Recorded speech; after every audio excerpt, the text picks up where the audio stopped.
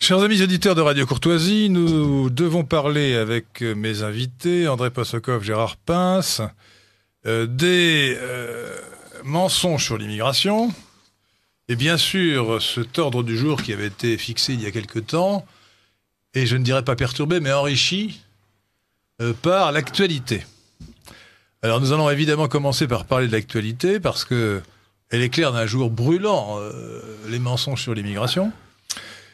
Et permettez-moi d'abord, chers auditeurs de Radio Courtoisie, de présenter mes invités. Alors Gérard Pince est un économiste du développement, docteur en économie du développement, écrivain. Il est à la fois d'ailleurs économiste et romancier. Il a écrit plusieurs romans, dont le dernier s'appelle Les carnets de Françoise Stern du génocide ukrainien au trafic d'organes du Kosovo, chez Godefroy de Bouillon. Entre parenthèses, chers auditeurs de Radio Courtoisie, l'un des exemples de la désinformation médiatique, c'est qu'on ne parle quasiment jamais du trafic d'organes que les dirigeants du Kosovo ont réalisé lorsqu'ils étaient dans la résistance ou dans la rébellion, en vendant donc des organes prélevés sur leurs prisonniers serbes qu'ils assassinaient, après les avoir dépecés, ou qu'ils dépeçaient après les avoir assassinés, je ne sais pas. Et puis vous avez aussi écrit Les Français ruinés par l'immigration aux éditions Godefroy de Bouillon également, Gérard Pince. Et donc vous êtes un de ceux qui, après Pierre Mioz, vous êtes parti des travaux de Pierre Mioz certainement, en tout cas vous les avez consultés, avait évalué combien l'immigration coûte au budget de la France. Quant à André Possokov, il est commissaire aux comptes retraité ou retiré, comme vous voulez. Donc il a été spécialiste du chiffre, on peut dire ça, hein, pas du chiffre au sens du SDEC ou de la DGSE, mais du chiffre au sens des comptes. Il est essayiste, il est spécialiste de l'immigration, et il écrit assez souvent sur le site Polémia, polémia.com, de notre ami Jean-Yves Le Gallou. Alors pour partir d'ailleurs de cette discussion sur les événements qui viennent de se produire, je crois qu'il n'y a rien de mieux que de citer, en tout cas de se référer à un excellent texte que Jean-Yves Le Gallou, président de Polémia, a publié sur son site www.polémia.com, et c'est intitulé « Union nationale, non, sidération, récupération et manipulation ». Bien. Alors, vous l'avez lu, je crois, André Possokov. Oui, tout à fait. Est-ce que vous voulez réagir à ce texte ou nous expliquer ce qu'il y a dedans et votre commentaire ? Eh bien, Jean-Yves Le Gallou considère et écrit que ce crime abominable de mercredi dernier, qui d'ailleurs fait suite à d'autres agressions ou meurtres, a débouché sur une gigantesque manipulation qui a réuni des millions de personnes derrière un gouvernement qui est classe dirigeante, qui sont responsables de cette situation, c'est-à-dire le déversement d'une masse de population qui a du mal et qui d'ailleurs ne veut pas s'intégrer dans notre pays. S'assimiler. Oui, qui ne veut pas s'assimiler. Et cela débouche sur un développement d'une volonté d'islamisation, d'une volonté d'action de terrorisme islamique, et qui d'ailleurs n'est pas dénoncé au travers des réactions des membres de cette classe dirigeante, et notamment du président de la République et du gouvernement. Et c'est la protestation de Jean-Yves Le Gallou face à cette gigantesque manipulation, ce gigantesque détournement d'un crime, et puis du décès de, au total, 17 personnes. Jean-Yves Le Gallou dit bien que les responsables de la situation vont tirer parti politiquement des fautes qu'ils ont commises et des résultats de leurs propres erreurs. Gérard Pince.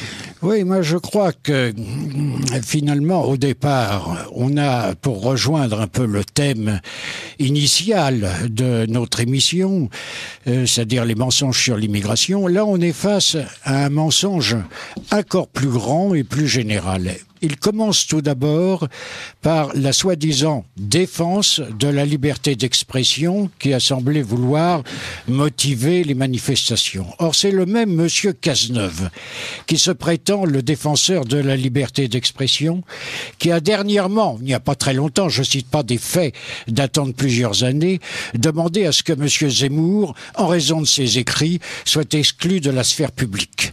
C'est le même monsieur Cazeneuve qui a poursuivi des résistants comme Christine Tazin ou bien d'autres, et même qui les a poursuivis en justice pour en raison de délits de blasphème, parce que tout simplement ils avaient prononcé des propos désagréables à propos de la religion musulmane.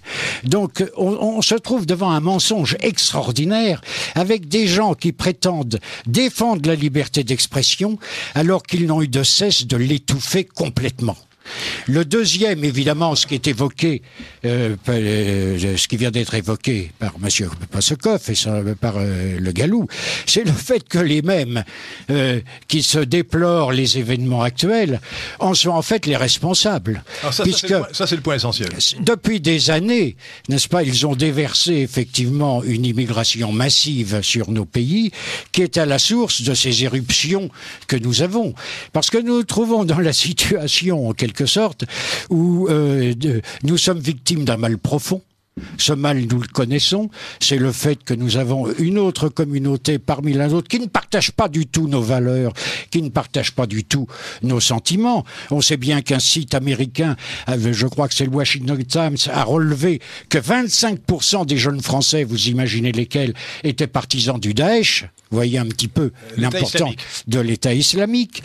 Hein, et à partir de là... beaucoup, 25% quand même. 25%, bah oui, ça n'est pas étonnant quand on voit les réactions sur les réseaux sociaux à la suite de l'assassinat des gens de Charlie Hebdo. Nous allons parler ça n'est pas important. Des fariboles qu'on a entendus sur le pas d'amalgame. Ouais. Et alors, aussi, évidemment, on a une autre série de mensonges encore plus grotesques.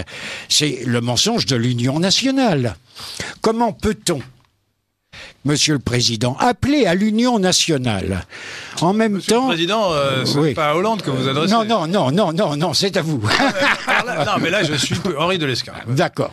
Comment peut-on appeler à l'Union nationale... Non, je dis ça, c'est un détail qui a son importance. À Radio Courtoisie, il y a 74 patrons d'émission qui sont tous libres et indépendants dans leur libre journal. Et quand je suis dans mon émission, je suis un patron d'émission comme les autres. Alors, si vous voulez, comme je suis aussi le patron de la radio, je suis primus inter pares, mais je suis d'abord par. Enfin, donc, et on appelle... Et surtout indépendant. Donc moi, je me reconnais à moi-même la liberté que je reconnais aux autres patrons d'émission. On appelle à l'Union nationale et en même temps, une union nationale, il faut le rappeler, qui englobe les islamistes, puisque l'UOIF a participé à cette manifestation, alors que l'UOIF, l'Union des organisations islamistes de France, est considérée comme une organisation terroriste, même dans certains pays arabes. Donc, on invite l'UOIF... Soyons précis. Non, attendez, soyons précis. Oui. Attention. Soyons très précis. L'UOIF est l'expression clandestine, parce que ce n'est pas officiel, des frères musulmans, organisation égyptienne déclarée terroriste par le gouvernement actuel de l'Égypte, depuis qu'il a renversé le président Morsi qui en était issu. Oui. Et l'UOIF, en fait, est la succursale française des frères musulmans. Mais l'UOIF, en tant que tel, à ma connaissance, n'a jamais été classée organisation terroriste. Ah, je crois que... Non. Pas l'UOIF en tant que tel, mais les frères musulmans. Voilà, mais comme le lien entre les deux n'est pas officiel, non, il faut, vous savez, ce sont des accusations graves qu'il faut... Oui, mais enfin, cela étant, attendez, je voudrais on écarte quand même tous les millions de Français à qui on reproche simplement d'être trop patriotes. Absolument. Alors écoutez, donc, il y a beaucoup de choses à dire, scandaleux, mettre de l'ordre là-dedans. Dans notre discussion, André Prosokov, j'en conclus que Gérard Pin et vous-même, vous n'avez pas été manifesté avec la superclasse mondiale et ses représentants. Non. Vous êtes resté chez vous. Il n'en a pas été question. Voilà. Vous vouliez dire un mot? Oui, puisque il a été question de M. Cazeneuve. J'ai là une photo de M. Cazeneuve qui est mise à l'intérieur et qui, sur RTL, le 5 août 2014, avait dit « Ce n'est pas un délit de prôner le djihad ». Est-ce qu'il a vraiment dit ça? Écoutez, je l'ai là. Quelle est la source? Parce que ça me paraît énorme. RTL, 5 août 14. Vous savez, on a entendu tellement de choses énormes de la part de ce gouvernement que plus rien peut nous étonner. Hein. Non, mais bon... Le président... Alors attendez, parce que je lisais le point aujourd'hui, et aujourd'hui 12 janvier, et le point faisait un grand article sur Mahomet, article qui n'apporte strictement rien d'ailleurs, sauf quelques mensonges, par exemple, lorsqu'il est dit... dans cet article du Point, que le djihad, c'est l'effort sur soi-même, et que ça n'est que 3 siècles après Mahomet que ça a voulu désigner la guerre sainte. Bon, c'est évidemment un mensonge. Enfin, quand je dis que c'est évidemment, pour toute personne qui a lu des islamologues un peu sérieux, on sait que c'est un mensonge. Alors moi, je voudrais vous dire que vous avouez, vous confessez, chers auditeurs de Radio Courtoisie, cher Gérard Pin, cher André Posokov, cher Jacqueline, que je ne suis pas non plus allé manifester, et que j'ai même déclaré « je ne suis pas Charlie ». Alors, il y a beaucoup de choses à dire sur toute cette affaire. Commençons par le commencement. Un crime d'assassinat a été commis mercredi dernier. Première remarque, la police a été en dessous de tout au départ. Elle s'est rattrapée lorsqu'elle a réussi à tuer les 3 terroristes. Mais on savait que Charlie Hebdo était menacé. Charlie Hebdo était censé être protégé par la police, qui avait même donné un garde du corps armé à Charb, le directeur de Charlie Hebdo, et ça n'a pas empêché les terroristes de rentrer par la porte. Ils sont arrivés en plein jour, cagoulés, armés de kalachnikov et de lance-roquettes, dans la rue. Bon. Ils sont montés, ils ont même tiré en bas, au rez-de-chaussée de l'immeuble. Ils sont montés jusqu'au deuxième étage, où se trouvait Charlie Hebdo. Ils ont massacré tout le monde. Bon. Ils ont réussi, non seulement à tuer le garde du corps, mais à partir, à disparaître, en croisant 3 fois des policiers, en comptant le garde du corps, 3 ou 4 fois, non, je crois que c'est 3 fois, si on suit le récit des événements, sans même être blessé. Bon, excusez-moi, mais j'ai pensé, quand j'ai lu ça, que Bernard Cazeneuve, le ministre de l'Intérieur, et le préfet de police Bernard Boucaud, mon camarade de promotion de l'ENA, aurait dû démissionner. Nos félicitations. Aurait dû démissionner. Bon, ça n'a pas été le cas. Et comme le dit Jean-Yves Le Gallou, ce qui est encore pire, c'est que toute cette affaire, finalement, va se traduire par une remontée de la popularité de François Hollande. Bon. Je fais d'ailleurs un petit retour en arrière. Je me souviens qu'en 2005, octobre-novembre 2005, lorsqu'il y a eu des émeutes qui ont démontré la gravité de la situation de l'immigration en France, eh bien, la popularité du Premier ministre Villepin et du ministre de l'Intérieur Sarkozy avait augmenté. Je dois dire qu'on se pose des questions sur la psychologie du public. Est-ce que c'est le syndrome de Stockholm ? Au lieu de considérer que les gens qui sont en place sont responsables de ce qui se passe, et ils l'étaient ô combien, en 2005 et encore plus aujourd'hui, eh bien, dans un réflexe grégaire et moutonnier de pseudo-union nationale, le public, les électeurs, font crédit aux responsables de cette situation désastreuse, alors qu'ils devraient, au contraire, les accabler. C'est assez sidérant. Bon, premièrement, donc, incurie de la police, donc de ses responsables, qui n'a pas assuré la protection de Charlie Hebdo. Bon, deuxièmement, ce crime est un crime, un assassinat. Tout assassinat est affreux. Mais au risque de choquer les auditeurs de Radio Courtoisie, je ne respecterai pas le vieil adage romain qui dit de mortuis nihil nisi bene. Des morts, il ne faut dire que du bien. Je ne peux pas dire du bien de Wolinski, de Cabu et consorts. Bon. Je ne sais pas si les auditeurs de Radio Courtoisie ont vu, j'espère d'ailleurs qu'ils ne les ont pas vus, mais les caricatures de ce canard, de ce torchon infâme, qui a fait 100 fois plus d'horreur sur le christianisme que sur l'islam. Des horreurs que je n'ose même pas décrire tellement elles sont ignobles. La Sainte Vierge ou le Christ ont été profanés, outragés de manière immonde et de manière répétée, dans des images scatologiques, des images obscènes, qui sont des ordures. Bon. Donc, excusez-moi, mais ils ont beau avoir été assassinés, Wolinski, Cabu et consorts étaient des salauds. Voilà ce qu'il faut dire. Et par conséquent, dire « nous sommes des Charlie », c'est vraiment se comporter comme un charlot. À moins, bien sûr, qu'on soit un parfait cosmopolite. Alors, d'où vient d'abord cette espèce d'union nationale factice autour de ces salauds qui ont été assassinés ? Eh bien, du fait qu'il représentait notre idéologie dominante, celle de la superclasse mondiale, le cosmopolitisme, dans ce qu'il a de pire. C'était en fait le miroir immonde dans lequel la superclasse mondiale se contemplait. Et d'où... Alors, je rappelle d'ailleurs, pour ceux qui ne savent pas, que François Hollande, président de la République, entretenait d'excellentes relations avec l'équipe de Charlie Hebdo. On a appris dans la presse qu'il avait déjeuné avec eux. L'ancien directeur de Charlie Hebdo, Philippe Val, a été nommé par M. Sarkozy président de France Inter. Président de la radio publique. Ça montre les connivences scandaleuses entre les plus hauts dirigeants politiques de l'UMP et du PS, de l'UMPS, et ces gens qui étaient des 68 arts immondes, qui se délectaient de caricatures ignobles et qui en faisaient leur commerce. Entre parenthèses, on oublie de dire que ce canard immonde était en perte de vitesse, qu'il était proche de la faillite, et que Charb, son directeur, avait lancé une souscription pour essayer de sauver son canard. Bon. Donc dire nous sommes des Charlie, ou nous sommes Charlie, c'est vraiment... faire preuve d'une totale aberration si on est de droite. Alors, quand on songe, pour donner quelques exemples, que je rappelle que la plus grande partie des blasphèmes commis par ces gens immondes de Charlie Hebdo, n'étaient pas contre l'islam, qui était 100 fois moins outragé que le christianisme, c'était contre le christianisme, contre la Sainte Vierge, contre le Christ, contre le pape. Eh bien, le curé de Notre-Dame de Paris a cru intelligent de faire sonner le glas à la mémoire des gens de Charlie Hebdo. J'ai envie de dire, mais pour qui sonne le glas pour l'Église catholique dans ces conditions?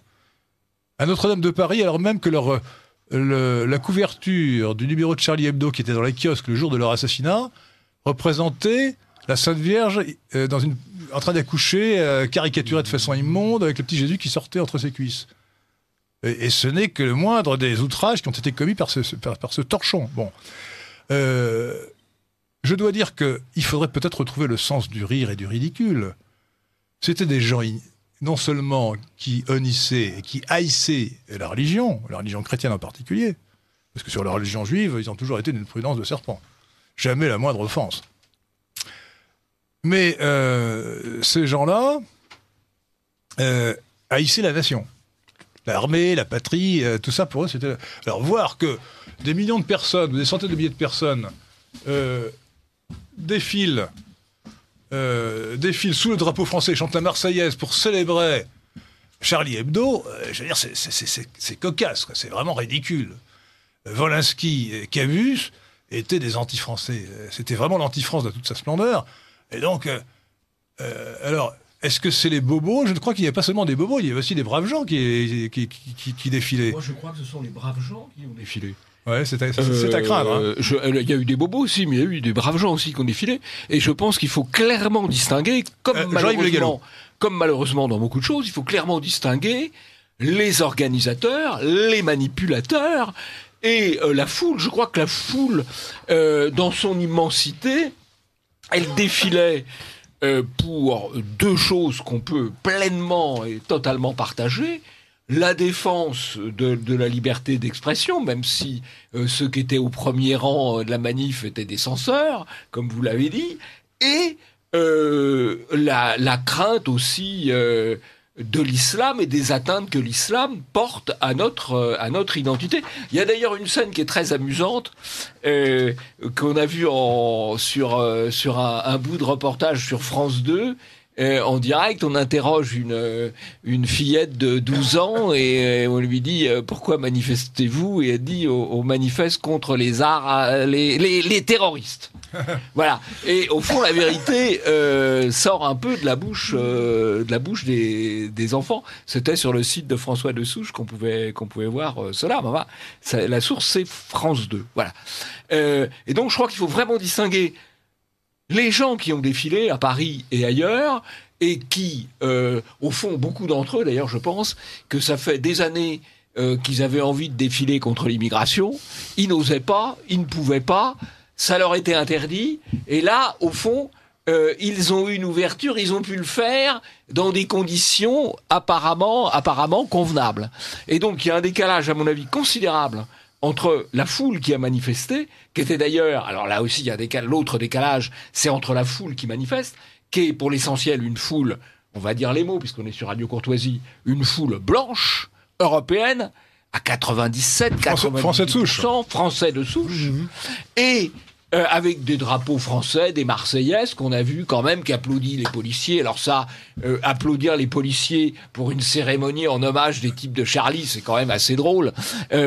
Donc une foule française qui représentait la grande masse des manifestants, et puis la représentation médiatique où on montrait, on interrogeait des toutes petites minorités avec leurs oripeaux communautaires ou nationaux, le drapeau algérien, le drapeau marocain, et que sais-je que sais-je encore. Et donc une distorsion entre la représentation médiatique et la réalité, ce qui est évidemment très facile sur une manifestation qui dure des heures, où il y a des centaines de milliers de personnes.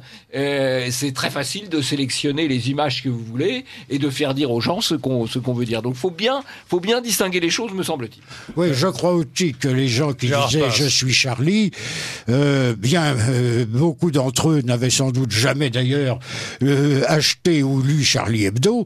Ils ont tout simplement voulu dire qu'ils étaient pour la liberté d'expression. Oui, attention. Je crois que c'est important. Et je partage pas votre sentiment en ce qui concerne Charlie Hebdo. C'est un journal caricaturiste. Ils font des caricatures. Ils ont quand même eu le courage de s'attaquer à Mahomet. Qui a eu ce courage de s'attaquer à Mahomet? Ils ont été menacés pendant longtemps.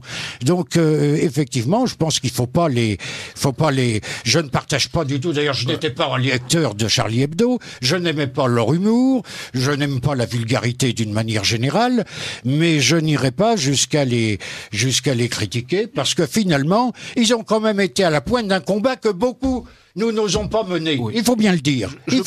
Je pense que M. Pince a raison, effectivement. Quand ils ont pris la décision de publier les caricatures de Mahomet, je pense qu'ils ont pris une décision courageuse.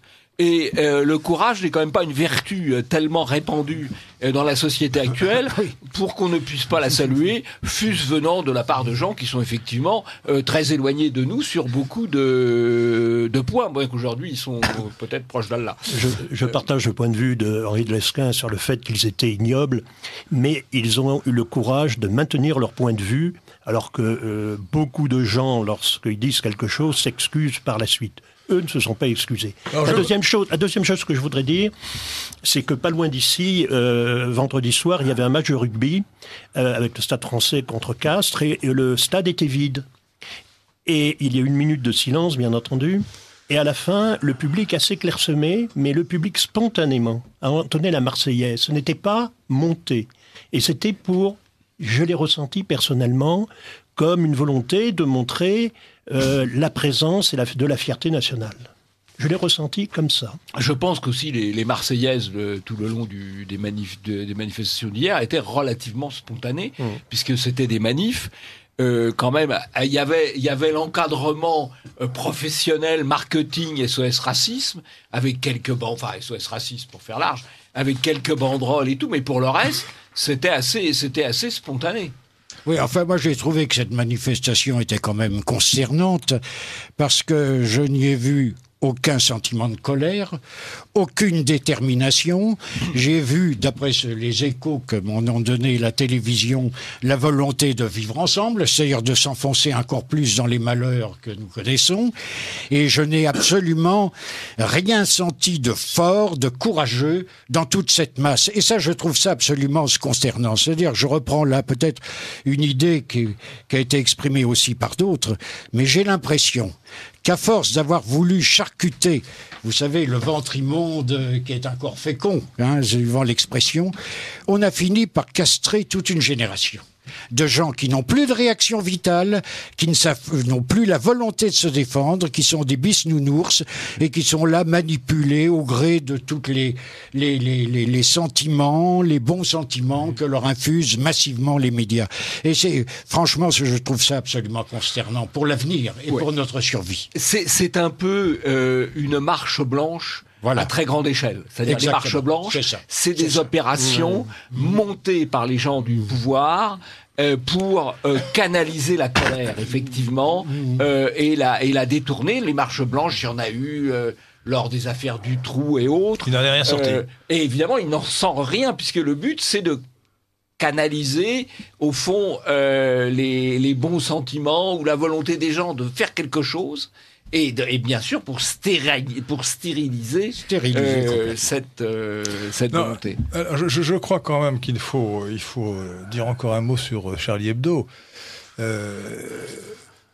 Non, les gens qui ont défilé n'avaient peut-être pas l'habitude d'acheter Charlie Hebdo. Charlie Hebdo, il se vendait à moins de 30 000. Je les félicite, mais l'ennui, c'est qu'on voyait dans les kiosques les couvertures de Charlie Hebdo. Moi, après tout, ce que je sais de Charlie Hebdo sont surtout...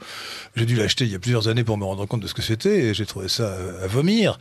Mais on voyait les couvertures, et les couvertures étaient toutes plus ignobles les unes que les autres. Alors, même si on n'est pas... drôle. Parfois de plus peu drôle, mais ignoble toujours. Et avec des degrés dans l'ignominie, même si on n'est pas chrétien, moi je suis chrétien, mais même si on n'est pas chrétien, je ne peux même pas dire les outrages qui étaient, nous en avons parlé avec André Possokov, nous avons regardé les caricatures, mais je répète, ordurières, obscènes, qui dépassent toute mesure. C'est même plus de la vulgarité, c'est vraiment de l'ignominie. Bon. Vous pensez que Feu Charb, avait représenté Christiane Taubira en singe. C'est quand même le comble de l'ignominie. Il avait représenté Christiane Taubira en singe. Et il n'a pas été poursuivi d'ailleurs, contrairement à Minute. Il avait fait pire, non, franchement.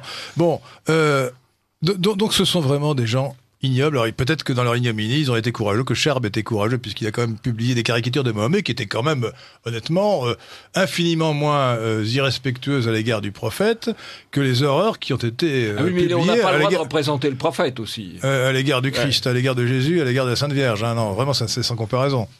Bon. Alors, dans les gens qui ont eu des réactions aussi quand même relativement intéressantes, il y a Madame Bougrab, qui était, paraît-il, la famille comtesse, la compagne de Charb. Qui était la compagne de Charb, semble-t-il, et qui a tenu des propos sur il n'y a pas d'islam ou d'islamisme modéré. Elle a tenu des propos, elle a donné un entretien aux Parisiens où elle dit des choses tout à fait fortes. Alors, Jean-Yves qui n'ont pas forcément été les plus relayées par les médias, mais enfin, il faut quand même noter ça.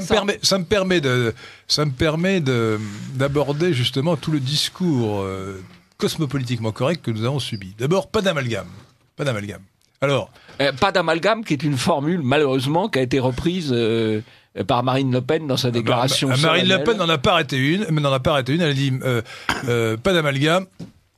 Les Français toutes origines. Alors moi, elle a été la première à parler du terrorisme islamique. Écoutez, quel grand effort. Écoutez, vraiment, c'est une porte ouverte. Non, écoutez, franchement, dans cette affaire, le Front National n'a pas été glorieux. La seule.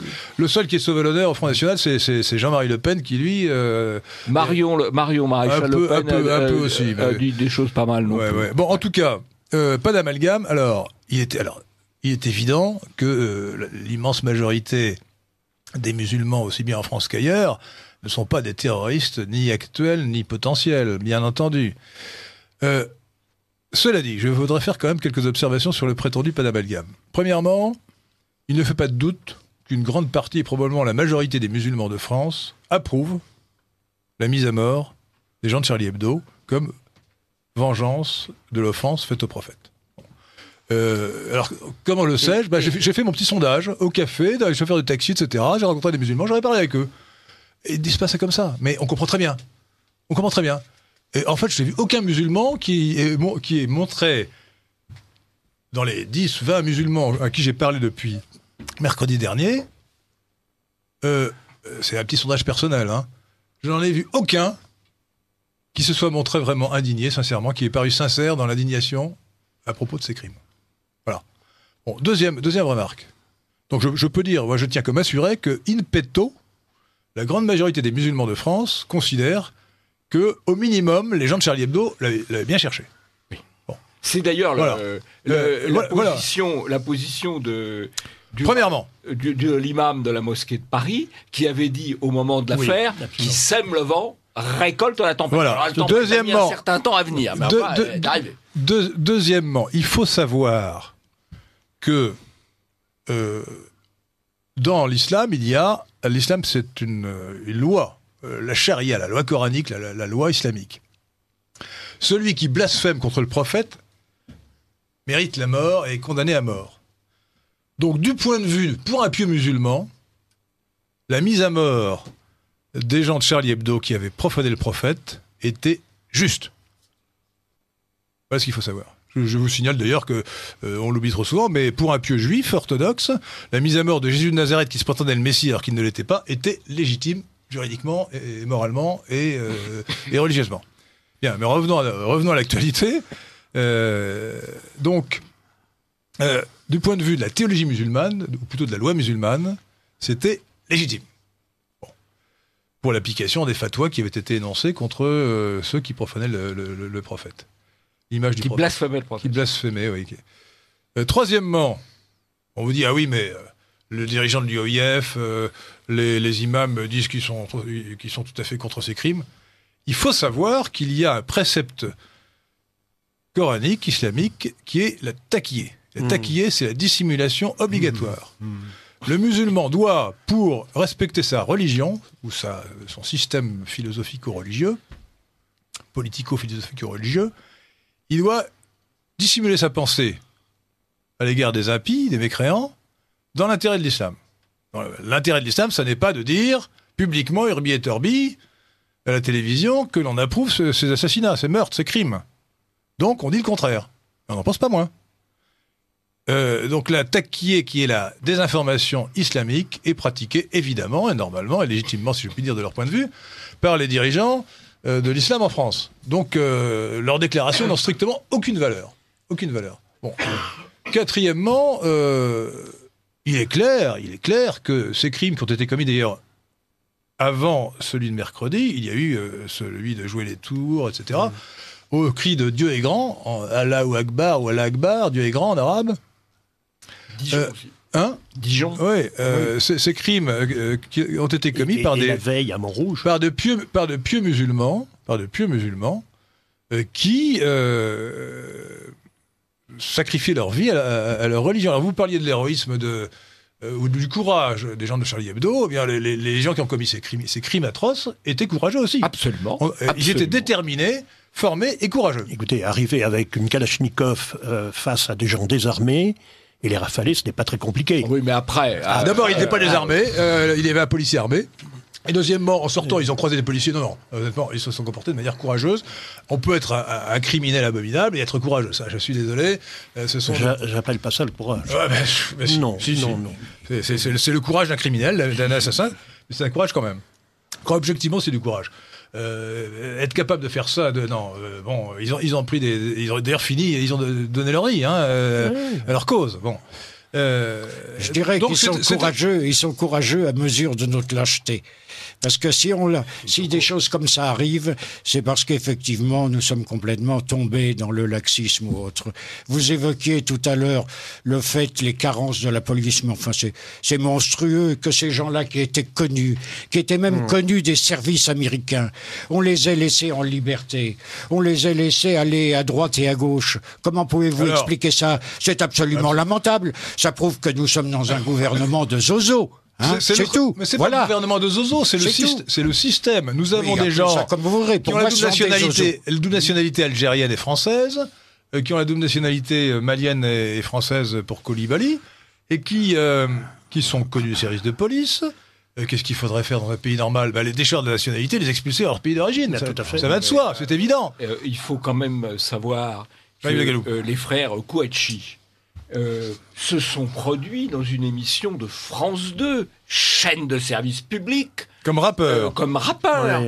Qu'ensuite, l'un des frères Kouachi, je ne sais pas lequel, a bénéficié d'un emploi aidé de la mairie de Paris, comme, j'ouvre les guillemets puis je les ferme, ambassadeur du tri.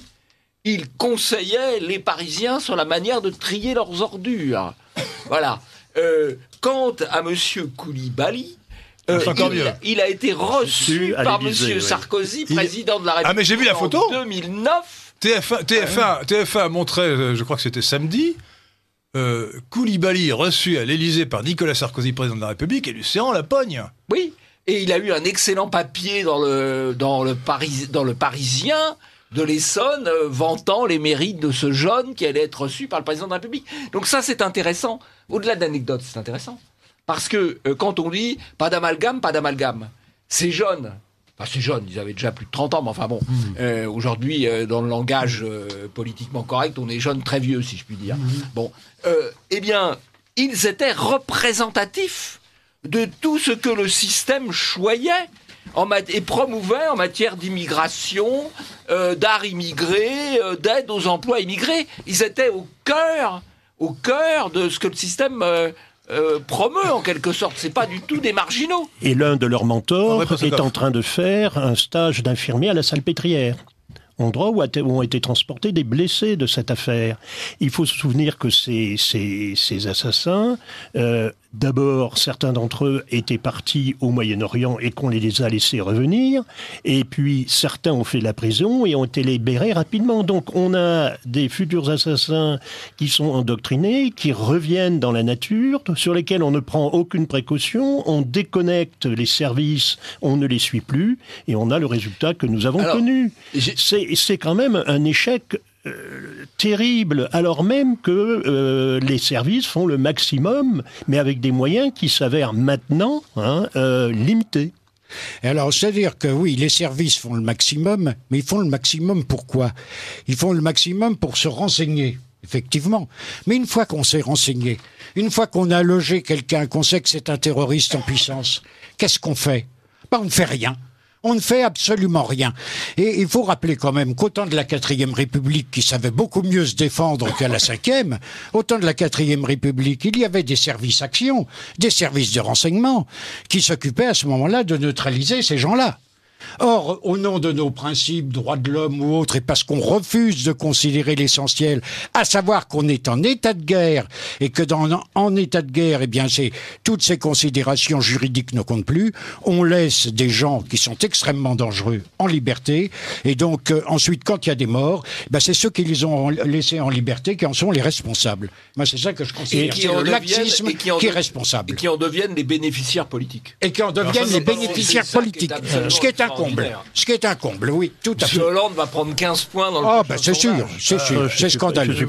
C'est scandaleux. Moi, je prends le pari qu'il prend 10 points. Alors, il a fait une très belle opération politicienne. Il est entièrement responsable avec Sarkozy, son prédécesseur, et encore. Oui, tout à fait.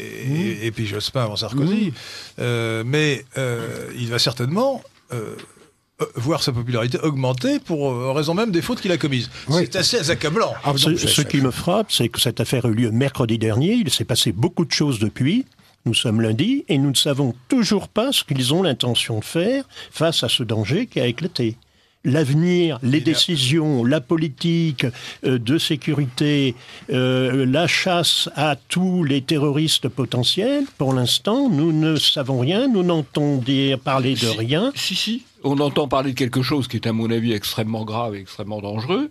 On entend parler d'un Patriot Act à l'américaine, parce que bien sûr, la lumière vient des États-Unis, c'est-à-dire des mesures de contrôle et de répression des libertés publiques qui vont viser tout le monde, ce qui montre d'ailleurs un aspect particulièrement grave de l'immigration. Non seulement ça nous coûte cher, comme messieurs vous l'avez fort bien démontré, non seulement ça nous coûte cher, non seulement c'est une cause majeure d'insécurité. Je rappelle que la moitié des détenus dans les prisons françaises sont musulmans. Mais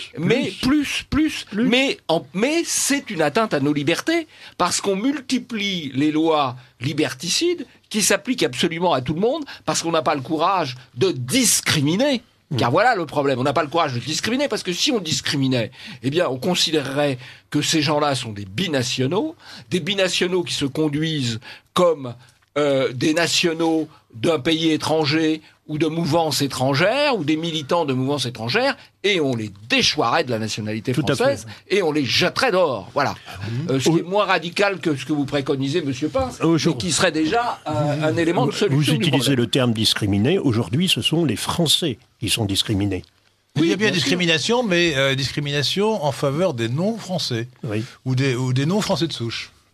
D'ailleurs, vous regardez le dispositif de renforcement de la sécurité. Discrimination au détriment il vise à protéger 2 catégories de lieux de culte. Les synagogues, c'est vrai qu'elles peuvent être des cibles de la part des islamistes, ça c'est clair, et les mosquées. Donc on voit très bien pas les églises. Le système d'État va protéger... Mais ça, aux applaudissements des évêques. Des minorités, oui, les évêques... les évêques de France, par quelques exceptions près... Monseigneur 23 a rappelé, mais j'ai lu, s'étant enfilé dans le Figaro, a rappelé qu'il fallait revenir aux valeurs républicaines. Il n'a pas indiqué qu'il fallait revenir aux valeurs du christianisme et du catholicisme. Non, il est très bien, Monseigneur. Valeurs républicaines. Je pense qu'il a... Et le pape François a nommé cardinal... l'archevêque d'Agrivente, c'est-à-dire de Lampedusa. Voilà. Jacqueline. Là, on est bien parti. Je rappelle que vous écoutez Radio Courtoisie, le libre journal d'Henri de Lesquen, qui reçoit pour cette première partie et pour nous parler des mensonges sur l'immigration, Hervé Juvin, économiste, écrivain, Jean-Yves Le Gallou, président de Polémia, ancien député européen, Mathilde Perrin, chargée de mission, Gérard Pince, docteur en économie du développement, écrivain, et André Possokov, commissaire aux comptes, essayiste, spécialiste de l'immigration. Alors, une auditrice, je suis d'accord avec Henri de Lesquen, je ne suis pas Charlie, ni moi non plus, je le dis à l'antenne. Et je dois dire qu'ils sont responsables de l'attentat avec nos gouvernants, car leur attitude envers les religions est inadmissible. Un auditeur, il me semble que la tuerie du 7 janvier a marqué une victoire des musulmans en condamnant l'amalgame, c'est-à-dire en dissociant le terrorisme de l'islam. Pour le grand public, l'islam est exonéré du crime attribué à des abstractions comme la liberté d'expression. Or, on dit que nous sommes en guerre contre qui? Où est l'ennemi? Bonsoir, c'est un auditeur. La liberté d'expression impose de nier la notion de blasphème. Tout doit pouvoir être dit. Je suis parfaitement indifférent à ce qui peut se dire dans Charlie Hebdo parce que cela ne m'intéresse pas et qu'il me suffit de ne pas le lire. N'est insupportable que ce qui est imposé, comme par exemple politiquement correct.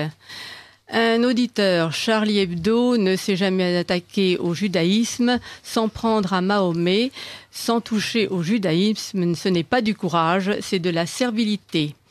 Un auditeur, Madame Aubry, entourée de ses sbires du PS, défend la liberté d'expression et pourfend les extrémistes islamistes, alors que son mari est un avocat spécialisés dans leur défense.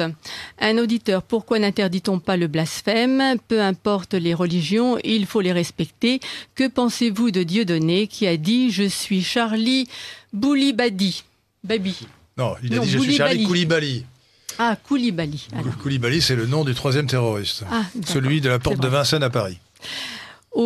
C'est un auditeur, au cours des derniers événements, on a cru évoquer l'affaire du cimetière de Carpentras avec des images à la télévision. On dit que l'histoire ne repasse pas les plats. C'est faux. Je suis Charles Martel. Oui, c'est mieux de dire nous sommes Charles Martel que nous sommes Charlie. Alors, sur le blasphème, nous avons consacré d'ailleurs notre dernière université annuelle du Club de l'Horloge à la question de la liberté d'expression. Et je pense qu'elle doit être totale à une condition, c'est qu'on respecte le regard du public. Il y a une distinction entre ce qui est public et ce qui est privé. Quand on se promène dans la rue et qu'on voit dans les kiosques à journaux les unes des journaux et que ces unes des journaux sont des outrages aux bonnes mœurs ou des outrages à la religion, on est agressé. Et donc, moi je veux bien que Charlie Hebdo publie toutes les horreurs qu'il veut, à condition que ce journal soit comme autrefois les journaux pornographiques, cachés dans les rayons des marchands de journaux, mais pas qu'on les affiche. Il y avait autrefois une législation qui interdisait d'exposer certains journaux. Eh bien, je crois qu'il faudrait l'appliquer ou la ressusciter pour ce genre d'outrage aux bonnes mœurs, que le blasphème soit uniquement une affaire privée. Les gens achètent un journal, ils savent que c'est un journal blasphématoire, et c'est la responsabilité, mais au moins que les braves gens qui se promènent dans la rue ne soient pas agressés par ces images blasphématoires. Qu'en pensez-vous, Jean-Yves Gallo? Non, vous pensez que les images dans la rue ne vous gênent pas? Si, je trouve pas forcément ça très agréable, mais je pense qu'il faut éviter de commencer à rentrer dans des logiques de censure, parce que à partir du moment où on commence... La logique de censure, c'est la distinction public-privé. On ne sait pas où on s'arrête. Voilà. Moi, je sais très bien où on s'arrête. La distinction, c'est public-privé. L'espace public et l'espace privé. Bon, on ne se promène pas tout nu dans la rue. Il y a des choses qu'on ne peut pas faire dans la rue. Eh bien, il faut que dans l'espace public, on oblige bien les gens à ne pas se voiler, les femmes ne pas se voiler en particulier. Je pense qu'on pourrait faire respecter un minimum de décence dans la rue. Il est probable d'ailleurs que la loi actuelle le permet, parce que l'outrage aux bonnes mœurs existe toujours dans la loi. Mais c'est les lois de protection de la jeunesse qui sont des lois qui remontent aux années 50, oui, absolument, et qui doivent être qui ne sont pas en large partie encore en vigueur. Hein. Mais jamais l'Église catholique n'a levé le petit doigt pour demander l'interdiction de l'affichage dans les kiosques des unes de Charlie Hebdo, même quand elles sont la revue Études, mais enfin, elle souhaite peut-être informer ses lecteurs. La revue Études, qui est la revue quand même intellectuelle des Jésuites, a publié alors on ne sait pas si c'est par solidarité ou a publié les caricatures antichrétiennes de Charlie Hebdo. Ou par bêtise peut-être, ou par oui, enfin, moi je crois qu'au moment où justement on a une véritable menace sur toutes nos libertés, de la part essentiellement de la mouvance islamiste, c'est pas le moment de rétablir le délit de blasphème en France. Et c'est pas du tout notre rôle. D'accord. C'est pas du tout notre rôle de rentrer dans ce débat. Moi, je ne suis pas d'accord là-dessus. Je crois qu'il faut maintenir. On a aboli le délit de blasphème. Ça fait partie de nos libertés essentielles. Ce sont justement ces libertés que remettent en cause toute la mouvance islamiste, et n'entrons pas de grâce, ne devenons pas leurs alliés, n'entrons pas dans ce combat. Non, écoutez, Gérard, je vous aime bien, mais il faut savoir distinguer, il faut faire de discernement. Je viens de dire que j'étais tout à fait opposé au délit de blasphème, que par conséquent, moi j'accepte par exemple que la pièce de Castellucci sur le concept du visage du Fils de Dieu soit jouée à condition qu'elle ne soit pas financée par le contribuable. Ah, mais ça, c'est autre chose. Ça, c'est autre chose. Voilà. J'accepte. Les contribuables, ça, c'est évidemment autre chose. J'accepte que Charlie Hebdo contienne toutes les horreurs que vous voulez, à une condition, c'est que ce ne soit pas affiché dans la rue. C'est tout. Voilà. Je demande à ne pas être agressé dans la rue par des images absolument insupportables. J'estime que c'est mon droit. Voilà. Ça s'appelle la décence. Il y a des choses qu'on ne représente pas dans l'espace public. Voilà. Et ça n'est pas du tout introduire le délit de blasphème, c'est introduire le refus, l'outrage aux bonnes mœurs, imposer la décence dans l'espace public, c'est la moindre des choses. Voilà. Et sinon, il n'y a plus de société organisée si les gens peuvent faire n'importe quoi dans l'espace public. Je suis favorable, par exemple, à la loi qui interdit aux gens de porter un voile, c'est-à-dire en fait aux femmes musulmanes, de porter un voile qui cache leur visage. Et bien de la même manière, je pense qu'il doit y avoir des lois, il faut faire respecter les lois qui existent, qui ne permettent pas, pour interdire que le regard des braves gens soit offensé par des images insupportables, ou qu'ils jugent insupportables. Ça s'appelle l'outrage aux bonnes mœurs, et je ne pense pas qu'il faille abandonner l'outrage aux bonnes mœurs dans l'espace public. La distinction espace public, espace privé me paraît fondamentale. Ça s'appelle faire preuve de discernement, Gérard Pins. Oui, vous voulez encore poser des questions? Vous permettez que je les consulte un petit peu avant. Peut-être qu'il faudrait reprendre le débat. Oui. Vous voulez poser les questions maintenant, alors allez-y. Alors, un auditeur, tous ces gens qui défient l'oubli de dire que seules les idées de gauche peuvent être exprimées librement. Avez-vous remarqué, c'est une auditrice, que lorsqu'un homme politique parle de son adversaire, il a l'infinie prudence de dire tout de suite qu'il est un homme éminemment respectable. Pour eux, la religion ne serait pas respectable. À quand le retour à la loi anti-blasphème ? Nous avons déjà parlé de la question. Je pense que ceux qui écrivent ça ne se rendent pas bien compte des conséquences de ce genre de propos. Ils travaillent contre nous. Ils travaillent contre nous. Quand on est censuré, ils sont favorables aux islamistes. Quand on est censuré partout, réclamer davantage de censure, je me trompe pas de combat. C'est vraiment pas. Ce sont des gens qui se trompent de combat. Ne parlez pas à la fois, tous à la fois. Je voudrais dire à ce propos que cet auditeur de Radio Courtoisie que le délit de blasphème existe. Le délit de blasphème existe parfaitement. Ça s'appelle la loi Guesso. La loi Guesso du 13 juillet 1990 a institué le délit de blasphème contre la religion de la Shoah, ou le délit d'hérésie. Voilà. On n'a pas le droit de discuter des chambres à gaz ou des fours crématoires parce que c'est la religion de la Shoah. D'ailleurs, je vous fais remarquer que Charlie Hebdo, dans son audace, n'a jamais dit la moindre chose, n'a jamais fait la moindre plaisanterie sur le sujet, qui aurait été une mauvaise plaisanterie, je le reconnais bien volontiers. Mais il en a fait beaucoup d'autres qui étaient aussi mauvaises.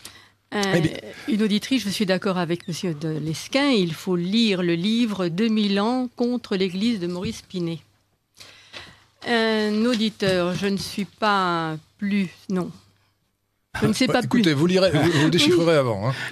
Je ne sais pas qui a dit l'islam sera le communisme du 21e siècle. Eh bien, je vais vous le dire. Je vais vous le dire. C'est moi. Non, sérieusement. Jules Monroe, qui est un des maîtres à penser du Club de l'Horloge, a écrit un beau livre intitulé Sociologie du communisme, avant un autre livre encore plus beau qui s'appelle Sociologie de la Révolution. Et dans ce livre-là, il a dit le communisme, c'est l'islam du XXe siècle. Et il y a quelques années, j'ai proposé d'inverser la formule et de dire peut-être, hypothétiquement, que après l'effondrement du communisme, peut-être que c'est l'islam qui va devenir le communisme du XXIe siècle. Une auditrice, les assassins et les assassinés, tout ça, c'est la même famille, ce sont des cousins. Bien, arrêtons-nous là pour la lecture des messages. Et j'aimerais qu'Hervé Juvin réagisse peut-être. Alors, le sujet général, c'est les mensonges sur l'immigration, mais en fait, Hervé Juvin, nous avons été interpellés, bien entendu, par les événements, et nous sommes partis d'un texte publié par Jean-Yves Le Gallou sur Polémia, et qui est intitulé, si je me rappelle bien, Comment est-il intitulé votre texte déjà, Jean-Yves Le Gallou? Il est intitulé « Union nationale, non, sidération, récupération et manipulation ». Autrement dit, Jean-Yves Le Gallou n'a pas défilé dimanche. Est-ce que vous, Hervé Juvin, vous avez défilé? Je voudrais d'abord rappeler que vous êtes économiste, que vous êtes essayiste, politologue, on peut dire aussi, et que vous avez écrit en particulier les 2 derniers beaux livres, Le renversement du monde politique de la crise chez Gallimard, et chez le même éditeur, La grande séparation pour une écologie des civilisations. D'ailleurs, je vous avais reçu pour votre livre il y a quelques semaines ou quelques mois. Hervé Juvin. Je crois qu'il est important que nos auditeurs se rendent compte à quel point nous sommes dans une situation inédite dans l'histoire. On parle et on fait comme si nos démocraties libérales, ouvertes, multiethniques, multireligieuses, etc., on les connaissait depuis des siècles. C'est quelque chose de tout à fait nouveau. Et c'est quelque chose de tout à fait nouveau. N'oublions pas que le général de Gaulle, au début des années 60, disait encore sans être contredit « La France est blanche et chrétienne ». Et il disait ça comme un constat d'évidence contre personne, notamment à gauche, à l'époque, ne s'élevait. Donc on est passé, en moins de 30 ou 40 ans, dans une situation complètement nouvelle. Et je crois qu'il est important de se rendre compte en prenant du recul sur l'événement, parce que le grand danger, c'est d'en traiter à chaud et de se laisser emporter par la passion, l'indignation, etc. Je crois qu'on ne sait pas bien, et nos politiques pas mieux que quiconque, on ne sait pas bien comment ça fonctionne. J'ai pour ma part une conviction que j'ai abordée dans mon dernier ouvrage, La grande séparation, c'est que cet écosystème extrêmement compliqué, qui fait que les uns croient au ciel et que les autres n'y croient pas, que pour les uns, Mahomet est un prophète, que le seul fait de l'illustrer, de le dessiner, voire de prononcer son mot est déjà une insulte et un blasphème, quand d'autres croient en Jésus, quand d'autres attendent la venue du Messie, et quand d'autres ne croient à rien, ben ça suppose probablement des précautions de langage, ça suppose probablement de la prudence dans l'expression, que je vois au cœur du débat qui est en train d'opposer les éditorialistes français et ceux qui, évidemment, et avec quelle force, depuis quelques jours, proclame la liberté d'expression, et la majorité des éditorialistes américains ou anglais qui disent très clairement que dans une société multiculturelle et pluriethnique, eux n'auraient pas publié les caricatures de Mahomet. De la même manière qu'ils n'auraient pas publié un grand nombre des caricatures que Charlie Hebdo a publiées, par exemple, contre les chrétiens ou contre les catholiques ou contre le pape. Ce serait ma première réflexion. Nous sommes dans une situation inédite, et nous sommes d'autant plus dans une situation inédite qu'on a tout fait pour la cacher. Il n'est pas permis de compter.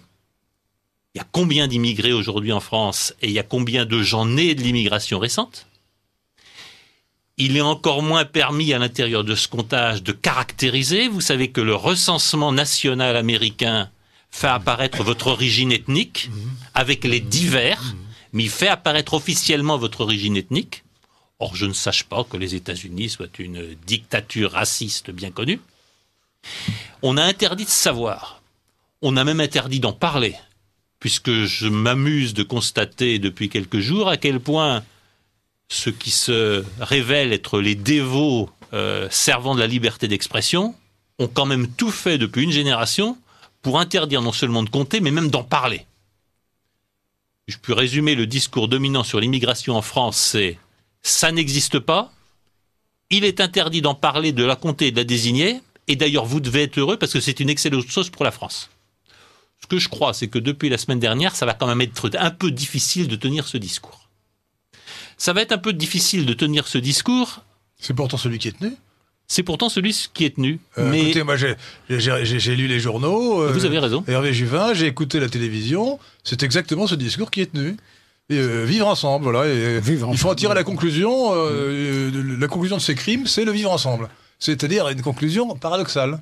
Oui, vous avez entendu un certain nombre de manifestations un peu hystériques. J'ai entendu l'étonnant Olivier Pastré dire que la conclusion des événements de la semaine dernière, c'est qu'il fallait régulariser tous les sans-papiers. J'aimerais qu'on m'explique le lien. Ce que je crois simplement, vous avez raison dans le discours. Enfin, on est en train d'être totalement en apesanteur. C'est un discours qui n'a plus aucun lien avec le réel, et c'est un discours qui n'a plus aucun lien avec ce que pense le peuple français. Si je retiens un événement, vous m'avez posé la question de la manifestation. Il y a une chose qui m'a beaucoup frappé.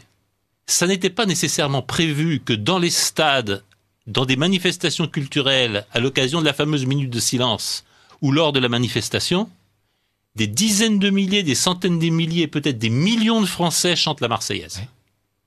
Oui, c'était bien. Non, je pense que certaines victimes des attentats de la semaine dernière doivent se retourner dans leur tombe. Parce qu'on a chanté la Marseillaise. On a même entendu le glas de la cathédrale Notre-Dame de Paris sonner en l'honneur de ceux qui ne s'étaient pas fait faux d'insulter la religion catholique. Ouais. On peut y voir une ironie de l'histoire. Oui, c'est une ironie de l'histoire. Mais je vous répondrai comme ceci. Par rapport effectivement à ce discours qui dit « ne stigmatisons pas », etc., etc. Pour une fois, je rendrai d'ailleurs raison au président du CRIF, que Kerman a dit à juste titre. Enfin, il ne faut peut-être pas stigmatiser, mais enfin, quand même... Il l'a pas dit, c'est moi qui l'ajoute. C'est pas des blancs aux yeux bleus avec les cheveux blonds qui ont commis les attentats. Ah, c'est vous qui le dites, pas que Kerman. Et je suis tout à fait d'accord pour dire, évidemment, que tous les musulmans ne sont pas terroristes, mais depuis pas mal d'années, tous les actes terroristes commis en France ont été le fait de musulmans. C'est vrai. Alors je crois qu'on a un discours en apesanteur, je vais terminer, on a un discours en apesanteur. Mais enfin, on voit bien qu'il s'est tellement éloigné du réel que même en monopolisant les plateaux de télévision et même en monopolisant les éditoriaux, il ne convainc plus personne. Le peuple français a chanté la Marseillaise. Avant que Jean-Yves Le Gallou réponde ou fasse un complément à ce que vous venez de dire... Et c'est le peuple français qui a défilé hier. Il ne faut pas s'y tromper, ce n'est pas les politiques, quelles que soient les récupérations. Je voudrais rappeler pour les auditeurs de Radio Courtoisie le passage auquel vous avez fait allusion du général de Gaulle. C'était le 5 mars 1959. C'est De Gaulle qui parle. C'est très bien qu'il y ait des Français jaunes, des Français noirs, des Français bruns, mais à condition qu'il reste une petite minorité. Sinon, la France ne serait plus la France. Car nous sommes quand même, avant tout, un pays de race blanche, de culture gréco-latine et de religion chrétienne. Voilà ce que disait le général de Gaulle.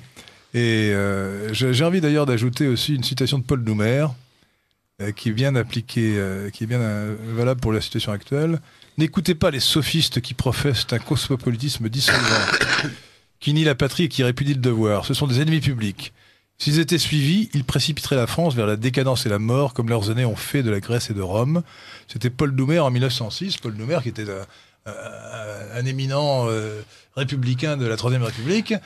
Or, ce qu'il annonce, c'est exactement ce qui se produit. Alors, simplement, Henri Lesquin, ce que je voudrais ajouter d'un mot, c'est que le même général de Gaulle a dit à un de ses ministres qui s'indignait d'un mariage qui lui semblait contre nature, vous dites n'importe quoi, l'avenir est au métissage. Je ne sais pas. Est-ce qu'il a vraiment dit ça ? Ah, il a dit ça. Ce que je dis simplement, c'est que c'est au peuple français d'en décider. Ce qui me paraît monstrueux à titre personnel dans les 30 dernières années, c'est que tout a été fait pour déposséder les Français du droit de débattre, du droit de savoir et du droit de décider. Or, un peuple n'est souverain qu'à partir du moment où il décide librement des conditions d'accès à son sol et des conditions d'accès à la nationalité. Hervé Juvin, sur le métissage, je me demande si vous n'avez pas confondu De Gaulle et Sarkozy. C'est Sarkozy qui a dit sur ce métissage. Le général de Gaulle l'a dit. Il l'a dit d'ailleurs assez tôt, à la fin des années 40. Je n'ai pas vu cette phrase. En tout cas, il avait changé d'avis en 1959, après la citation que je viens de faire. Jean-Yves Le Gallou. Oui, par rapport à ce qu'a dit Hervé Juvin, je crois qu'il a raison de dire que c'est en décalage complet, le discours dominant est en décalage complet avec la réalité qu'il ne convainc pas. En revanche, je crois qu'il y a une capacité de sidération. C'est-à-dire que quand il y a un bombardement médiatique massif, comme on a vu dans la semaine dernière, comme on avait incroyable, vu jusqu'à ce matin, les journaux lors de l'affaire, lors de la manipulation de Carpentras, ou comme on a vu lors du deuxième tour de 2002, de l'élection présidentielle de 2002, la sidération, comme on l'indique, sidère, et ça marche quand même, puisque ça casse ses réactions. Je suis d'accord avec vous, je l'avais dit. Je pêche par excès d'optimisme, sans doute. Je pense que vous ne pensez pas assez à la psychologie des foules que Gustave Le Bon a bien expliqué. Ça marche, la psychologie des foules. Et c'est l'émotion qui l'emporte sur la raison. Et les foules sont grégaires et elles perdent les gens dans la foule. Lorsque les gens deviennent individus dans une foule, ils perdent la capacité d'analyse. Et je pense qu'on a eu hier, avec cette immense manifestation, un bon exemple de fonctionnement de la psychologie des foules. Ceci étant, c'est quand même intéressant, à mon avis, de rapprocher, même si c'est pas exactement les mêmes foules, bien sûr, de rapprocher les foules immenses de la Manif pour tous, des foules immenses d'hier, les unes et les autres quand même trahies par leurs dirigeants, mais ça fait partie, hélas, des règles du jeu, mais qui, dans les deux cas, étaient essentiellement, quasi totalement dans le premier cas, et très largement dans le deuxième cas, des foules blanches et des foules européennes, des foules françaises de souche. C'est-à-dire qu'il y a quand même une réappropriation de la rue par le peuple français. Alors, pour le moment, on n'en voit pas encore les bonnes conséquences, mais c'est quand même un élément...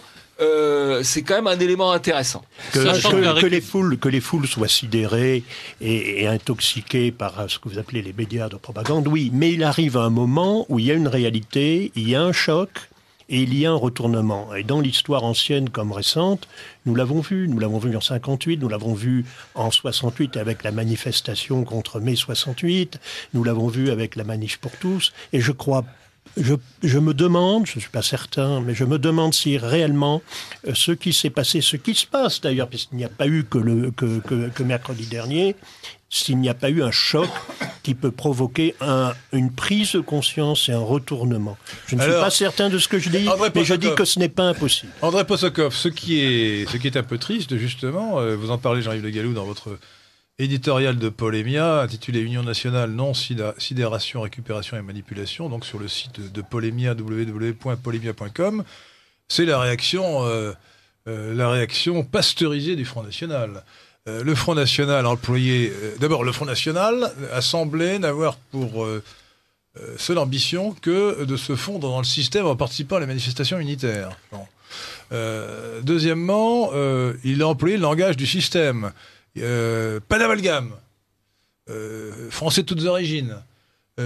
Il a certes parlé de terrorisme islamique, ce qui n'est quand même pas une percée conceptuelle, mais pour l'essentiel, franchement, moi j'ai eu l'impression, en entendant le discours de Marine Le Pen ou des autres, d'entendre le discours de l'UMP. Le pire, ça a été Julien Sanchez, le maire de Beaucaire, qui a dit « mais la priorité aujourd'hui, c'est la lutte contre le racisme ». vraiment, elle tombait de sa chaise, c'est le cas de le dire. Hein. Donc le Front National n'a pas été à la hauteur de l'événement. Voilà ce que je dis avec tristesse. Moi, je trouve qu'effectivement, vous êtes un petit peu optimiste parce que, comme je le disais, je ne trouve aucune réaction de défense chez les gens. J'ai été attristé de voir que tous ces malheureux qui brandissent des crayons en croyant que ça va impressionner des terroristes aussi résolus, comme vous l'avez indiqué, que ce qu'on a. Hein, je n'ai pas entendu une seule réaction, une seule proposition. La proposition, c'est de dire, premièrement, c'est de mettre hors la loi tous les islamistes, les associations salafistes, de mettre hors la loi tout ça. Je n'ai rien entendu. Oui. On va voir d'ailleurs, on a une manifestation, vous le savez, qui est prévue le 18 janvier prochain à 14h30, place de la Bourse, qui est organisée dimanche, je crois, par Riposte Laïque. Alors dimanche, qui avait été interdite, mais ils ont gagné leur référé, donc elle est pour le moment maintenue, et dont le thème, c'est dehors tous les islamistes. Là, il y a une réaction positive, énergique. Mais moi, je ne me reconnais pas du tout dans ces crayons. J'ajoute une remarque élémentaire. C'était l'occasion peut-être, et ça, le Front National l'a fait, de demander le rétablissement de la peine de mort. Et il l'a fait, ça. Mais par référendum. Mais honnêtement, c'était pas le sujet. Le sujet, c'est l'immigration, c'est pas la. Oui, au passage, c'était pas interdit de le rappeler. Si. Je suis désolé. Non, je suis pas d'accord avec vous. Je suis absolument pas d'accord. Pour lutter contre le terrorisme, il faut qu'il y ait la peine de mort. Le GIPN et le RAID s'en sont chargés. Oui, d'accord. Mais il y a beaucoup de terroristes qui vont rester 20 ans en prison, qui seront libérés, qui recommenceront. La peine de mort pour le terrorisme. On a gardé Carlos dans les prisons. Il est toujours, il me semble, pas mort, Carlos. Dans les prisons de la République, aux frais de la République. La peine de mort est absolument nécessaire, notamment pour lutter contre le terrorisme. Le terroriste, eux, pratiquent la peine de mort. Alors il faut un minimum de symétrie des moyens. Ce que je voudrais dire, c'est que nous parlons de deux choses différentes. Il y a le problème de la réaction des foules, et il y a aussi le problème de la lutte qui va être menée. Nous sommes en guerre, il faut faire la guerre. Et comme le dit très bien Gérard Pince, on ne voit rien venir. C'est vrai que ce sujet a été abordé, que vous avez dit, la seule chose qu'on va venir, c'est une nouvelle censure, une censure notamment sur les médias, et surtout sur les médias électroniques. Mais néanmoins, je crois que ce sur quoi il faut insister, c'est que face à une guerre, nous ne faisons pas la guerre et on ne voit pas des décisions. On ne désigne pas l'ennemi, je crois. Ça, le problème. On ne désigne pas l'ennemi. On ne prend pas les décisions parce que, par exemple, pourquoi ne pas virer hors de France une partie de ces imams qui prêchent en arabe la guerre sainte tous les vendredis? Ça paraît élémentaire. Ce n'est pas fait. Ce n'est pas fait. Mais la nationalité française et qu'il faudrait les déchoir de la nationalité française. Pourquoi ne pas? Écoutez, on va prendre un autre. Je finis mon propos. Oui. Pourquoi ne pas pousser tous ceux qui veulent faire le djihad à aller le faire et y mourir et empêcher ceux qui sont allés de revenir? Oui, mais ça, ce sont des. Non, mais d'accord, mais ce sont des jugements un peu sommaires, cher André Possecoff. Moi, non, mais je crois qu'Hervé Juvin a dit que d'abord, il faut rétablir la souveraineté nationale, et on est loin de cela. Et puis, excusez-moi, la solution à long terme, je dis et je répète qu'il n'y a eu nulle part dans l'histoire de cohabitation durable et pacifique entre l'islam et les non-musulmans. J'ajoute que la société multiculturelle est multiconflictuelle.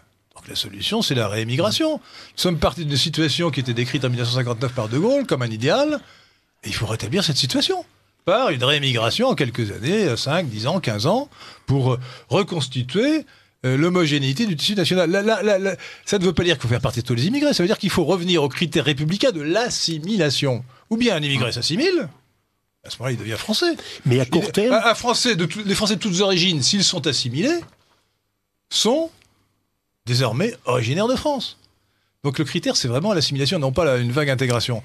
Et pour le reste, il ne faut pas dire que les immigrés non assimilés sont des ennemis de la France ou des méchants personnages, mais simplement, ils n'ont pas vocation à rester indéfiniment sur le territoire national. C'est en fait, depuis Pompidou, l'immigration massive, et depuis 1976, la loi sur le regroupement familial, qu'on a considéré, qu'on a transformé une immigration de travail en immigration de peuplement. Donc il faut toujours préciser que le regroupement familial est simplement l'objet d'un décret qui n'a fait l'objet d'aucun débat et dont on n'a jamais, à l'époque, évalué les effets. C'est ce qui est incroyable dans cette histoire de l'immigration qu'on ne rappelle pas. C'est que les choses les plus importantes n'ont jamais fait l'objet d'évaluation ou de débat. Vous oubliez une chose. À l'époque, c'était un décret.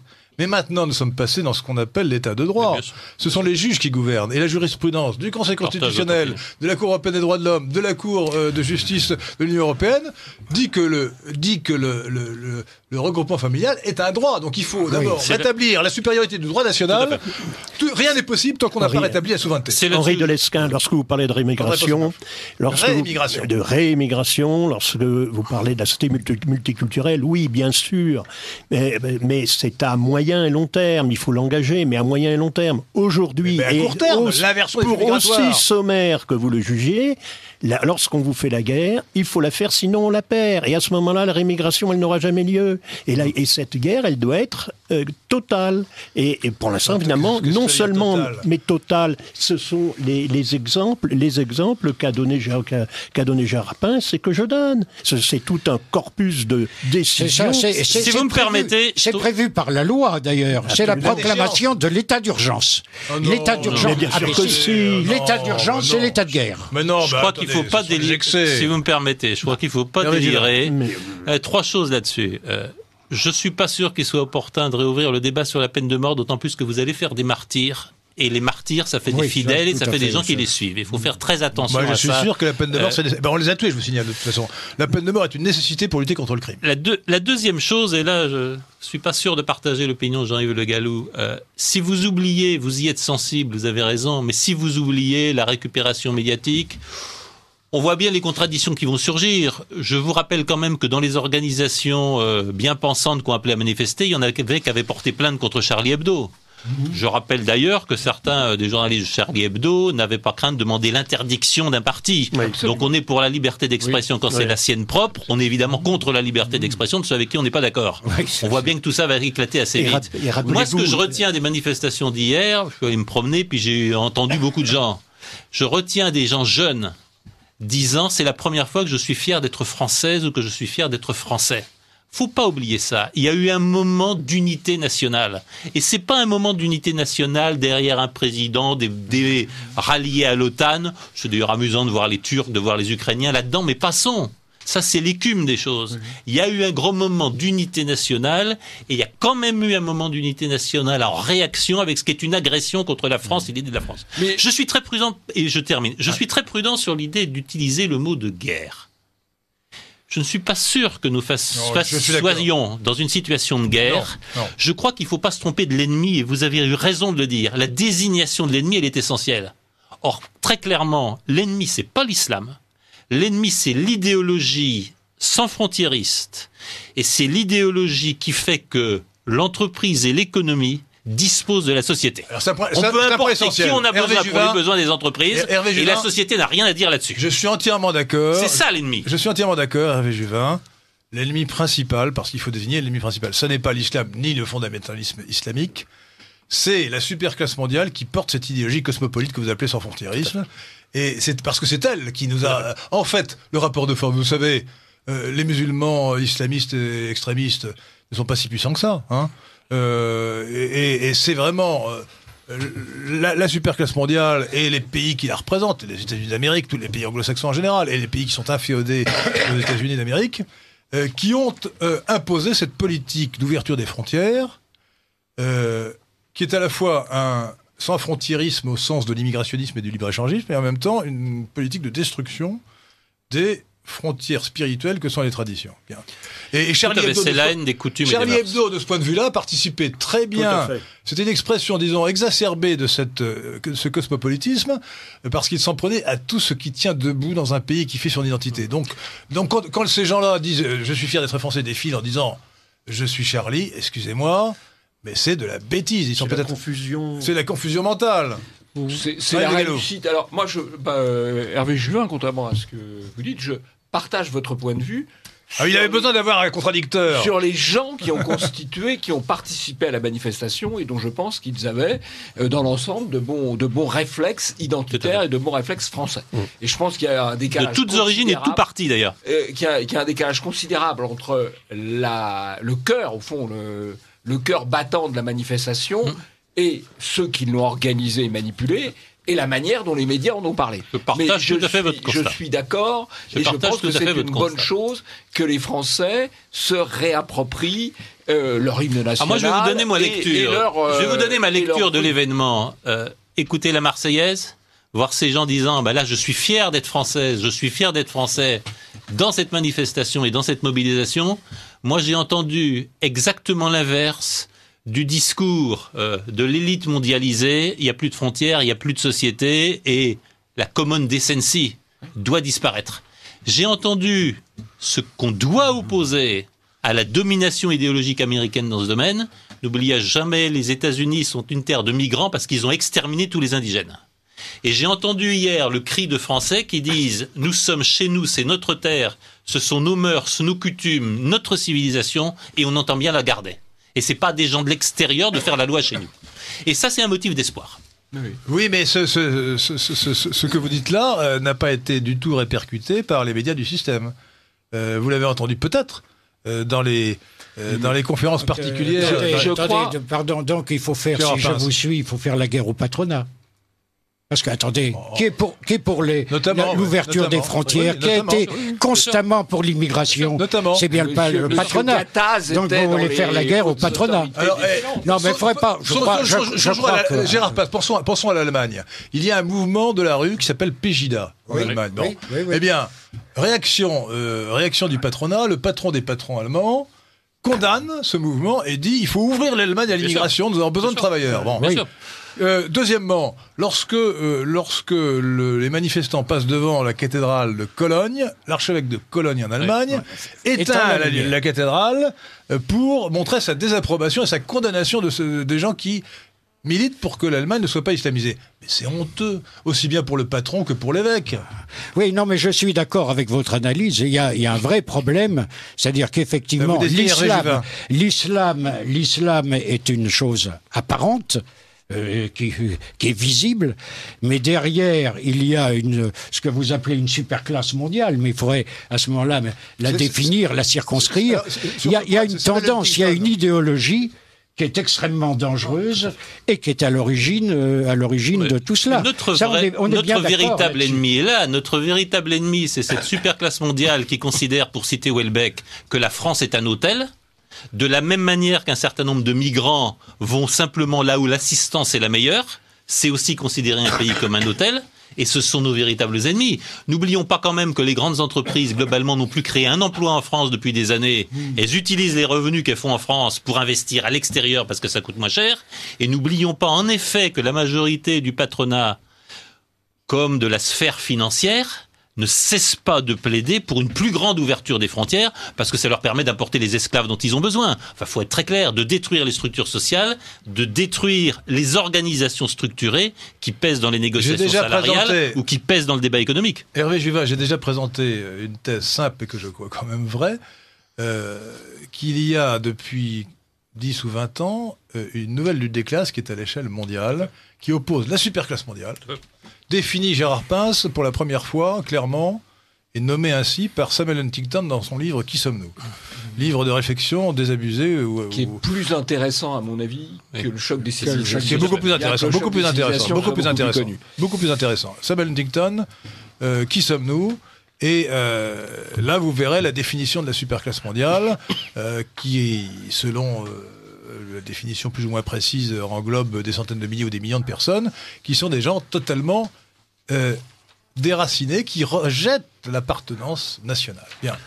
Qui ont l'illusion de l'être parce qu'ils ne prospèrent et ils ne vivent qu'en exploitant le capital de leur pays d'origine. Donc, ce qu'on ne dit pas, c'est que je vous signale, entre parenthèses, chers auditeurs de Radio Courtoisie, que la notion de lutte des classes n'est pas propre à Karl Marx, que Vilfredo Pareto, qui est un de mes maîtres à penser, dit que ça existe parfaitement. Quand on est national comme moi, on pense que la lutte des classes, ça existe, mais qu'il faut que ça soit le moins fort possible, que l'unité nationale doit permettre de dépasser, de résorber, d'éviter la lutte des classes. L'égoïsme de classe. Bon. Mais en revanche, il y a maintenant un phénomène nouveau qu'on n'a jamais connu dans l'histoire de l'humanité, c'est peut-être aussi ça qui est nouveau, Hervé Juvin. C'est cette lutte des classes qui oppose la superclasse mondiale au peuple, à tous les peuples. Partout. Et il y a un petit nombre de chefs d'État ou de gouvernement qui, justement, avec plus ou moins d'ambiguïté, qui tiennent compte du rapport de force, qui incarnent davantage le peuple et qui donc résistent à la superclasse mondiale, on peut les nommer, moi j'en vois 4, dans le 4e va vous choquer, c'est Vladimir Poutine, bien sûr, Viktor Orban en Hongrie, Narendra Modi en Inde, exactement, et le 4e, excusez-moi, c'est Erdogan en Turquie. Parce qu'Erdogan, il représente vraiment son peuple. Hein. Et peut-être alors j'ajouterais quelqu'un qui pèse lourd. J'ajouterais, puisque je rentre d'un séminaire en Chine sur est-ce que nous, Européens et nous, Chinois, on peut concevoir un modèle de développement. La Chine est en train de changer et de réaffirmer sa singularité. Je crois que c'est extrêmement important le changement qui est en train de se passer en Chine. La Chine est en train de se rendre compte qu'ils ne rattraperont jamais les États-Unis en suivant la même voie. Et donc ils sont en train de se dire il faut jouer le coup d'après. Donc il faut sortir de la dépendance des modèles et de la dépendance des systèmes vis-à-vis des États-Unis. Il faut qu'on invente autre chose. Et j'étais très frappé de la brutalité avec laquelle nos amis chinois disent, au plus haut niveau de l'État, le système soviétique, on a été sidéré par ça pendant 30 ans, il est mort. Le système ultralibéral et financier américain, on a été sidéré. Depuis 2007-2008, lui aussi est mort. Il faut inventer autre chose. Et donc on doit réinvestir dans la singularité impériale chinoise. C'est le concept d'un philosophe, retrouver le tout sous le ciel. Et donc je me permets d'ajouter la Chine parce qu'elle pèse lourd dans votre scénario. Oui, mais je comprends mal la Chine, donc j'évite de la citer. Je vois très bien l'Inde avec Narendra Modi, ça c'est très clair, c'est très original. La Chine, je comprends bien. Alors écoutez, je vous propose, Jacqueline, d'attendre la pause technique, chers auditeurs. Nous allons lire vos questions après la pause technique. Donc la séparation habituelle un peu rigide entre les deux parties va être estompée. Donc vous lirez les questions juste après la pause technique qui est à 19h30 pour ceux qui écoutent en direct, donc dans quelques minutes.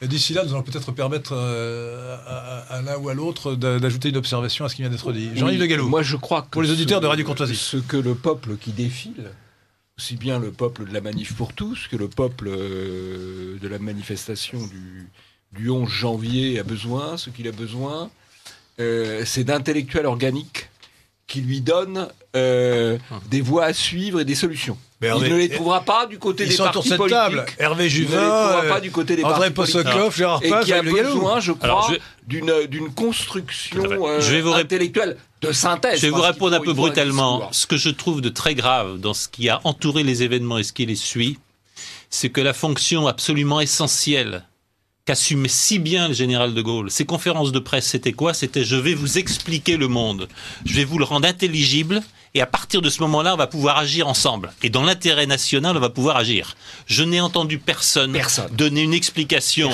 donner des anticipations sur ce qui va se passer, ce que l'on va faire, comment on va agir et comment on va se battre ensemble.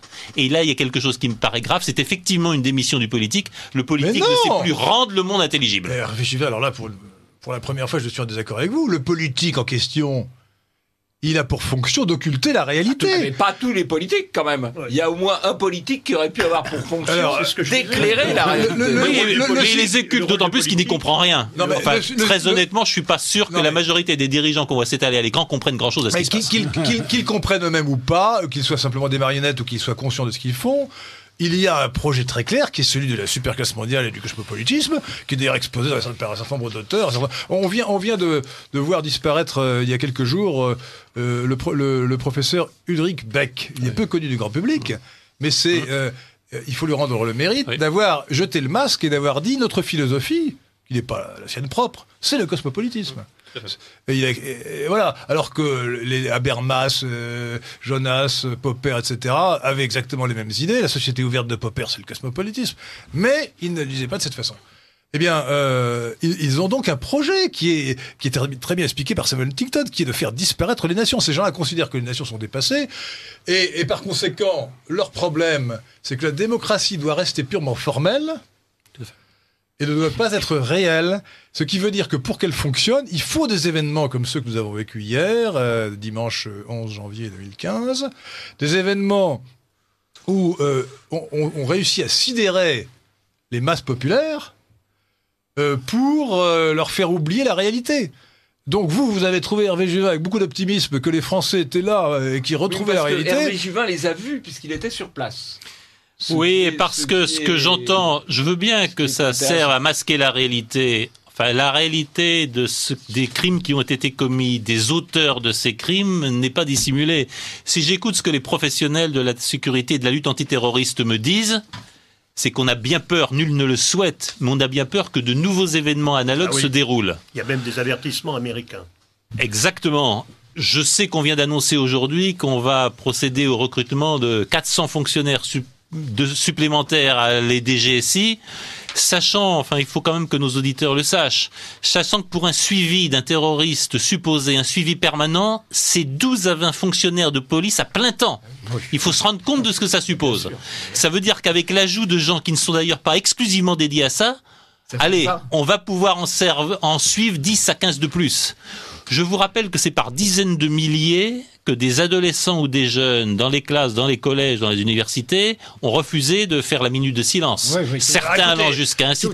Donc on est totalement démunis. Je vous signale que moi je n'aurais pas fait la minute de silence. Je n'aurais rien dit. Je serais resté debout. D'ailleurs, lorsque après la post-équipe, je vous raconterai une anecdote à propos de la mort de Malik Oussekine où je n'ai pas voulu faire la minute de silence à la mémoire de Malik Oussekine. Bien, nous donnons, chers auditeurs de Radio Courtoisie, je vous donne rendez-vous dans 1 minute pour la seconde partie de ce libre journal.